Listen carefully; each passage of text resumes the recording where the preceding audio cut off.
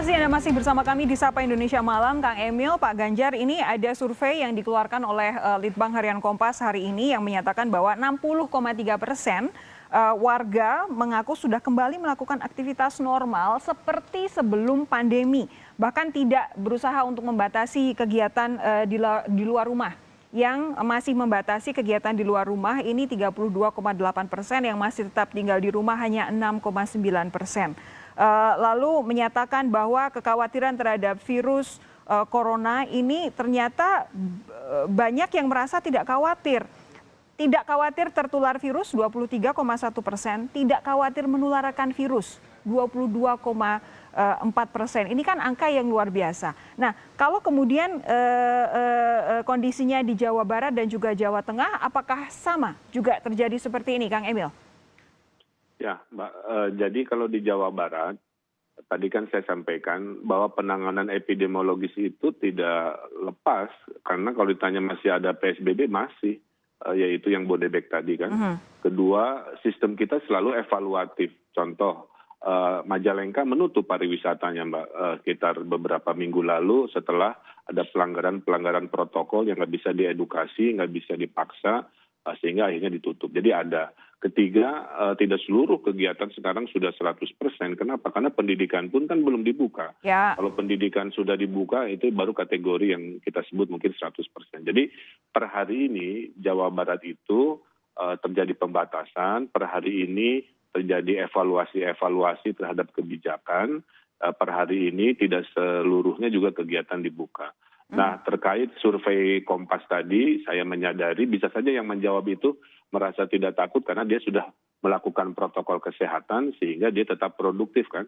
Atau memang dia masuk kategori yang senang teori konspirasi, tidak pakai masker dan tetap berkegiatan. Masih ada, tapi saya yakin prosentasenya nggak banyak lah. Nah, poin saya, sistem evaluatif ini menjadi penting karena COVID ini kan musuhnya ilmiah, kita nggak bisa memetakan secara jelas. Jadi semua itu memang ada sedikit trial and error lah. Kita coba seperti ini, hasilnya seperti apa. Sehingga akhirnya menjadikan pola-pola kebijakan yang lebih spesifik. Maka di tiap daerah beda-beda. Kayak Jawa Tengah, di Jawa Barat beda. Jawa Barat dekat Jakarta. Maka saya atensi keputusan ke arah Bodebek juga berbeda. Pak Ganjar, kalau di Jawa Tengah apakah berbeda dengan Jawa Barat pendekatannya?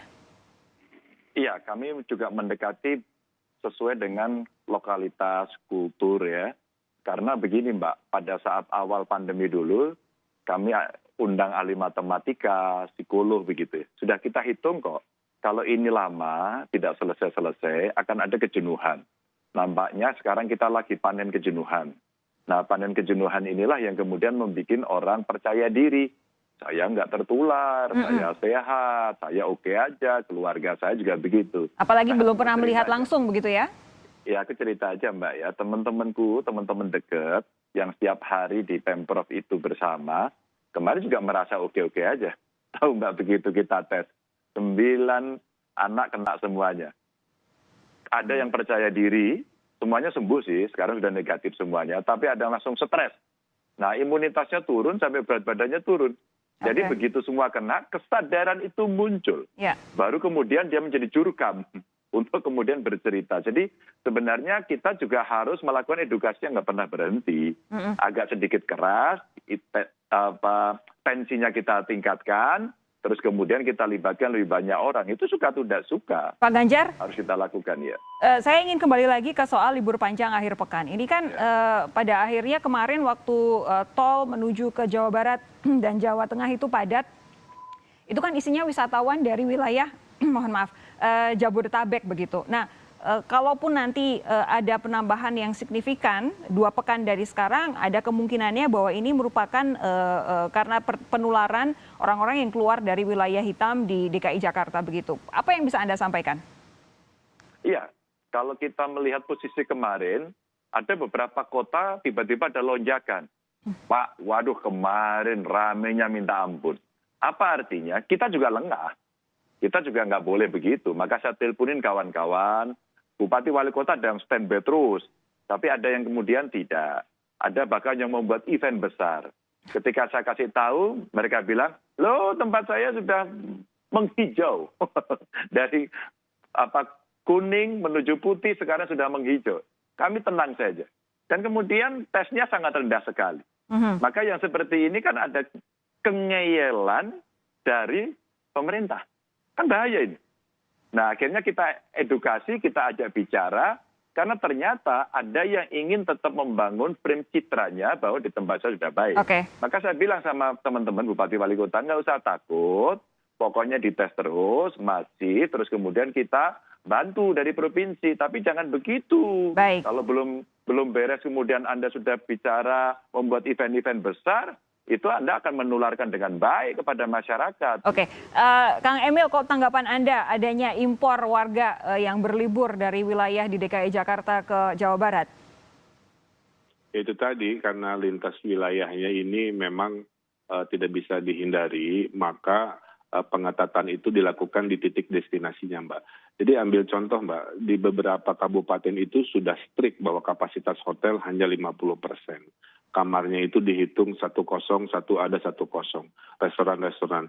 Nah, menurunkan kapasitas itu adalah salah satu cara kita untuk menekan terjadinya jarak yang terlalu dekat. Tapi kebijakan akhir pekan memang kami membutuhkan sebuah komitmen juga dari pemerintah Jakarta. Kalau tidak ada tindakan agak susah ya, karena memang mayoritas yang keluar saya lihat dari hasil survei juga letter B semua orang KTP Jakarta, memang banyak sekali ke Jawa Barat, khususnya di Bodebek sampai Bandung juga. Tapi intinya kita akan evaluasi, Mbak.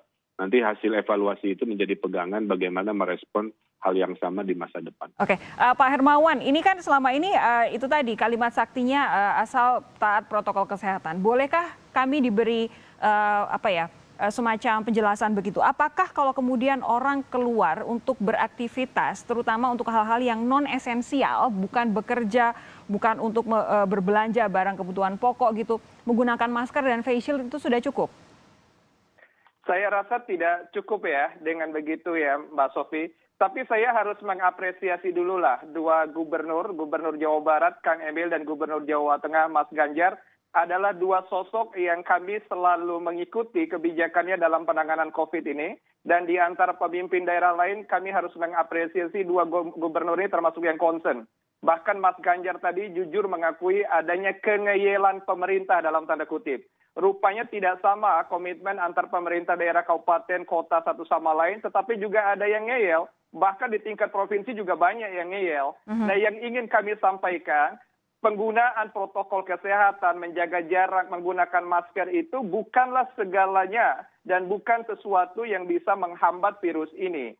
Yang ingin saya sampaikan juga, dua gubernur ini punya pendekatan. Jawa Barat tadi ada istilah PSBK ya, atau PSBM, jadi pembatasan sosial berskala mikro. Itu berbasis desa, itu menarik. Di Jawa Tengah juga saya lihat ada semacam kampung tangguh atau desa tangguh.